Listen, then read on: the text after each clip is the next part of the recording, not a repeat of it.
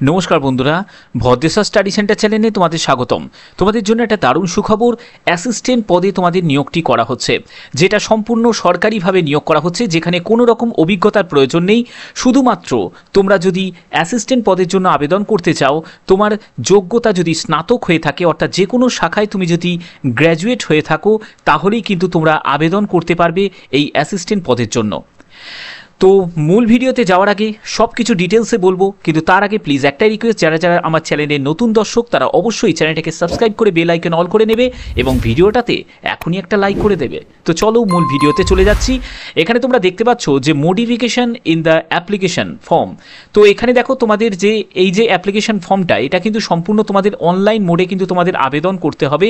এই অনলাইন মোডে আবেদন করার জন্য তোমাদের যে প্রয়োজনীয় যেসব ডকুমেন্টসগুলো আপলোড করতে হবে সেগুলোও তোমাদের বলবো, এবং তার সাথে সাথে তোমাদের যদি কোনো ভুল ত্রুটি হয় সেটাকে সংশোধন করার অর্থাৎ এডিট করারও কিন্তু তোমরা সুযোগ পাচ্ছ। এখানে এডিট করার জন্য তোমরা দেখতে পাচ্ছ এখানে 15ই মে থেকে আপ টু 21শে মে পর্যন্ত তোমরা কিন্তু সম্পূর্ণ এডিট কিন্তু করতে পারবে। ঠিক আছে, তো এখানে দেখো তোমাদের আবেদনের লাস্ট ডেট, যারা যারা আবেদন করবে তাদের জন্য কি বলা হচ্ছে, এখানে last date for submission of application অর্থাৎ online application can be filled up to 14ই মে 2024। তোমাদের 6টা পর্যন্ত কিন্তু তোমাদের সময় থাকছে, অর্থাৎ তোমাদের সন্ধ্যে 6টা পর্যন্ত কিন্তু তোমরা সময় পাবে তোমাদের আবেদন কমপ্লিট করার। এরপরে কিন্তু কোনো রকমভাবে তোমাদের সুযোগ দেওয়া হবে না অ্যাপ্লিকেশন ফর্ম সাবমিট করার। ঠিক আছে, তো এখানে তোমাদের আবেদন করার জন্য যেসব প্রয়োজনীয় যেসব আইডি প্রুফ যেগুলো লাগবে, তার মধ্যে ফটো আইডেন্টি কার্ড, যেখানে Aadhaar card, voter card, PAN card, passport, driving licence, any other photo ID card যেটা ইস্যুড বাই দ্য স্টেট বা সেন্ট্রাল গভর্নমেন্ট, অর্থাৎ এই আইডি প্রুফ কিন্তু তোমাদের লাগবে। যখন তোমরা পরীক্ষা দিতে যাবে তখন কিন্তু যে কোনো একটি আইডি প্রুফ কিন্তু তোমাকে ক্যারি করতে হবে, তাহলেই কিন্তু তোমাকে প্রবেশ করতে দেবে পরীক্ষার হলে। ওকে, সিলেকশন প্রসেসের মধ্যে প্রাথমিক পর্যায়ে যেটি থাকবে সেটি হচ্ছে তোমাদের রিটিন এক্সাম হবে। এই রিটিন এক্সাম নিয়ে তোমাদের অনেকের কোয়ারি থাকতে পারে যে স্যার রিটিন এক্সামটা কোথায় হবে। রিটিন এক্সামের জন্য এখানে সেন্টারের তালিকা তোমরা দেখতে পাচ্ছ। যারা যারা ত্রিপুরা থেকে আবেদন করবে তারা আগরতলাতে এক্সাম সেন্টার পেয়ে যাবে, এবং যারা যারা ওয়েস্ট বেঙ্গল থেকে আবেদন করবে তারা কিন্তু দেখতে পাচ্ছ এখানে 26 নম্বরে এখানে দেয়া আছে, যেটি হচ্ছে তোমাদের কলকাতাতে তোমরা এক্সাম সেন্টার পেয়ে যাবে। এখানে কিন্তু অল ওভার ইন্ডিয়া বেসিসের এই রিক্রুটমেন্ট, অর্থাৎ তোমাদের যে কোনো জায়গায় কিন্তু তোমাদের জব পোস্টিং হবে। অ্যাসিস্ট্যান্ট কমান্ড্যান্ট পদে তোমাদের কিন্তু সম্পূর্ণ এই নিয়োগটি করা হচ্ছে। আচ্ছা, এখানে দেখো তোমাদের আরেকটি গুরুত্বপূর্ণ যে ইনফরমেশন যেটা দেওয়া হয়েছে সেটা হচ্ছে allotment of centre will be on the first apply first allot, অর্থাৎ বুঝতে পারছো এখানে কিন্তু তোমাদের সেন্টারটা অ্যালট হবে কিন্তু যারা আগে আবেদন করবে তার ভিত্তিতে। তোমরা অনেক সময় আবেদন করতে গেলে অনেক সময় খুব দেরি করে ফেলো, তাহলে কি হবে বলো তো, তোমাদের যে সিটটা যেটা অ্যালট করা আছে, মানে যে সেন্টার ওয়াইজ যে সিটের ক্যাপাসিটি আছে সেটা যদি ফিল হয়ে যায়, তাহলে তোমাদের কিন্তু কোনো রকমভাবে সেই সেন্টারে তোমরা পাবে না, অনেক দূরে সেন্টারে কিন্তু তোমরা পেয়ে যাবে। ঠিক আছে, তো সেক্ষেত্রে আমি বলবো যারা যারা ভিডিওটা দেখছো, যদি আবেদন করতে ইচ্ছুক হও তাহলে অবশ্যই কিন্তু নির্দিষ্ট সময়ের মধ্যে কিন্তু আবেদন করার আগে থেকে কিন্তু আবেদনটাকে কমপ্লিট করে নেবে। ঠিক আছে, কারণ যাবতীয় A to Z সম্পূর্ণ তথ্য তোমাদের এই ভিডিওর মাধ্যমে তোমরা যেহেতু পেয়ে যাচ্ছ, সেহেতু তোমরা কিন্তু আবেদনটা তাড়াতাড়ি কমপ্লিট করে দেবে।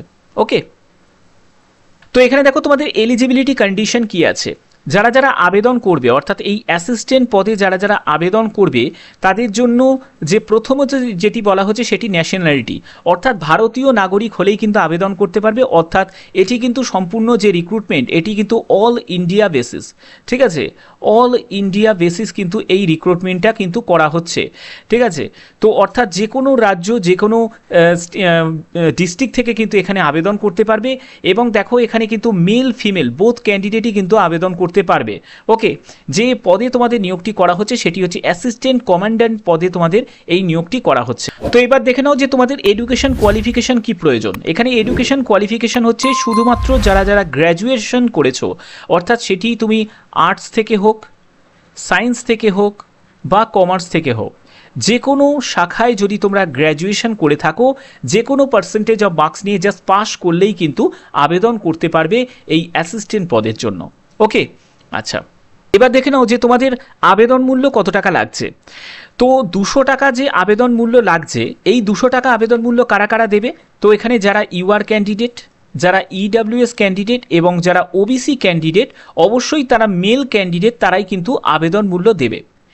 তো আবেদন মূল্য কাদের কাদের লাগছে না, আবেদন মূল্য দেখো, আবেদন মূল্য যাদের যাদের লাগছে না তারা হচ্ছে ফিমেল প্রার্থী, যারা মহিলা প্রার্থী তাদের আবেদন মূল্য লাগছে না, এসসিদের লাগছে না, এবং এসটি ক্যান্ডিডেটদের কোনো রকম আবেদন মূল্য লাগছে না। তোমরা আবেদন মূল্য জমা করতে পারো অনলাইন, মানে ভিসা, মাস্টার কার্ড বা RuPay credit card, debit card, UPI এইগুলোর মাধ্যমে তোমরা পেমেন্ট করতে পারো, অথবা তোমরা কিন্তু অফলাইন মাধ্যমেও কিন্তু চালানের মাধ্যমেও পেমেন্ট করতে পারো। তার জন্য কিন্তু কী করতে হবে, তোমাদের যে কোনো একটি এসবিআই ব্রাঞ্চের কাউন্টারে গিয়ে সেখানে কিন্তু পে বাই ক্যাশে কিন্তু তোমরা পেমেন্ট করতে পারবে। তার জন্য তোমাদের লাস্ট ডেট হচ্ছে 13ই মে পর্যন্ত তোমাদের সময়সীমা থাকছে। ওকে,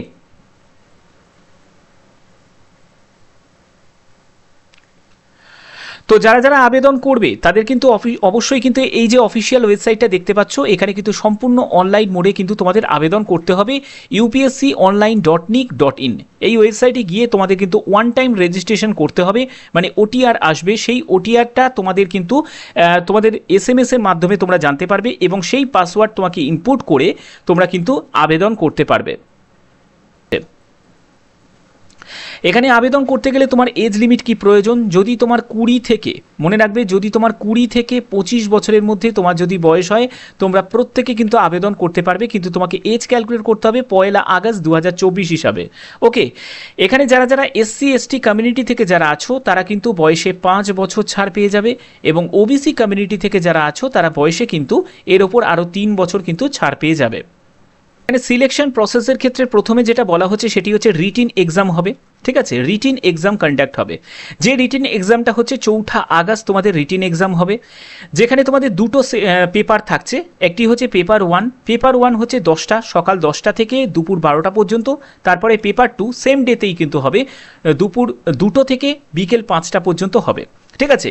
পেপার 1-এ কী কী থাকছে, পেপার 1-এ থাকছে হচ্ছে জেনারেল অ্যাবিলিটি, ইন্টেলিজেন্স অর্থাৎ রিজনিংয়ের ওপর তোমাদের 250 মার্কসের কিন্তু তোমাদের পরীক্ষা হবে, যেখানে অবজেক্টিভ এমসিকিউ টাইপের কিন্তু তোমাদের কোশ্চেন থাকবে। এরপরে পেপার 2-তে থাকবে জেনারেল স্টাডিজ, এসে অ্যান্ড কম্প্রিহেনশন থাকবে, সেটি 200 নম্বরে তোমাদের হবে, যেখানে তোমরা দেখতে পাচ্ছ প্রেসিজ রাইটিং, কম্প্রিহেনশন কম্পোনেন্টস, তারপরে হচ্ছে এসে কম্পোনেন্ট। তো এই সব ব্যাপারে কিন্তু তোমাদের মানে ইংলিশ ল্যাঙ্গুয়েজের ওপর তোমাদের প্রশ্ন থাকবে, এবং তোমাদের জেনারেল স্টাডিজে যেখানে তোমাদের জিওগ্রাফি থেকে শুরু করে হিস্ট্রি, ঠিক আছে, এই সব ব্যাপারে তোমাদের কিন্তু প্রশ্ন থাকবে, ঠিক আছে। তো এইটা তোমরা কমপ্লিট করার পরে এরপরে তোমরা চলে যাবে হচ্ছে পিইটিতে চলে যাবে।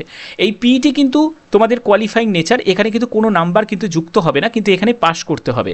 তো দেখো এখানে মেল ক্যান্ডিডেট এবং ফিমেল ক্যান্ডিডেটদের জন্য ইন্ডিভিজুয়ালি কিন্তু আলাদা করে ভাগ করা আছে, যেখানে তোমরা দেখতে পাচ্ছ 100 মিটার কিন্তু রেস হবে, যেটার জন্য তোমরা 16 সেকেন্ড সময় পাবে, এবং এটা মেল ক্যান্ডিডেটরা, এবং ফিমেল ক্যান্ডিডেটরা 18 সেকেন্ড সময় পাবে। আর 800 মিটার রেসেতে 3 মিনিট 45 সেকেন্ড সময় পাবে মেল ক্যান্ডিডেটরা, এবং ফিমেল ক্যান্ডিডেটরা 4 মিনিট 45 সেকেন্ড সময় পাবে। লং জাম্পের ক্ষেত্রে দেখতে পাচ্ছ 3.5 মিটার মতো তোমাদের লং জাম্প করতে হবে, সেখানে তোমরা 3বার চান্স পাবে মেল ক্যান্ডিডেটরা, এবং 3 মিটার মতো তোমাদের ফিমেল ক্যান্ডিডেটদের থাকবে, এবং 3বার কিন্তু চান্স পাবে, ঠিক আছে। এরপরে হচ্ছে শর্টপুট, শর্টপুটে হচ্ছে 7.26 কেজিজের তোমাদের শর্টপুট থাকবে, যেখানে তোমাদের 4.5 মিটার মতো থাকবে, সেটা মেল ক্যান্ডিডেটদের, এবং ফিমেল ক্যান্ডিডেটদের কিন্তু কোনো শর্টপুট কিন্তু হবে না, ঠিক আছে। তো এইগুলো কিন্তু তোমরা কোয়ালিফাই করার পরে তার পরবর্তী যেটি চলে যাবে সেটা হচ্ছে তোমরা ইন্টারভিউতে চলে যাবে, ঠিক আছে। এরপরে তোমাদের তৈরি হবে হচ্ছে ফাইনাল সিলেকশন মেরিট তোমাদের তৈরি হবে, অর্থাৎ ইন্টারভিউতেও কিন্তু তোমাদের 150 নম্বরে কিন্তু ইন্টারভিউতে মার্কস থাকছে। তো এই অনুযায়ী কিন্তু তোমাদের এখানে দেখতে পাচ্ছ সিলেবাস অনুযায়ী ভাগ করা আছে, এখানে সম্পূর্ণ কিন্তু সিলেবাস অনুযায়ী কিন্তু তোমাদের এই পুরো প্রসেসটা কিন্তু হবে। তো দেখো এখানে নেগেটিভ মার্কিংয়ের কথাও কিন্তু উল্লেখ করা আছে। তো এখানে দেখো পেনাল্টি ফর রং অ্যান্সার, যেখানে তোমাদের 1/3 নেগেটিভ মার্কিং কিন্তু থাকছে, অর্থাৎ 3টে ভুল উত্তরের জন্য প্রাপ্ত নম্বর থেকে 1 নম্বর কিন্তু তোমাদের কাটা যাবে। তো সেই ক্ষেত্রে এটাও কিন্তু তোমাদের খেয়াল রাখতে হবে, যখন তোমরা মানে টিক দেবে বা কোনো রকমভাবে তোমাদের যদি এমসিকিউ টাইপের যেহেতু হবে, সেহেতু হয়তো তোমাদের কিন্তু পেপার বেসে যেহেতু এক্সাম হবে, সেক্ষেত্রে কিন্তু খুব কেয়ারফুলিভাবে কিন্তু তোমাদের মানে অ্যান্সার সিলেক্ট করতে হবে, ঠিক আছে।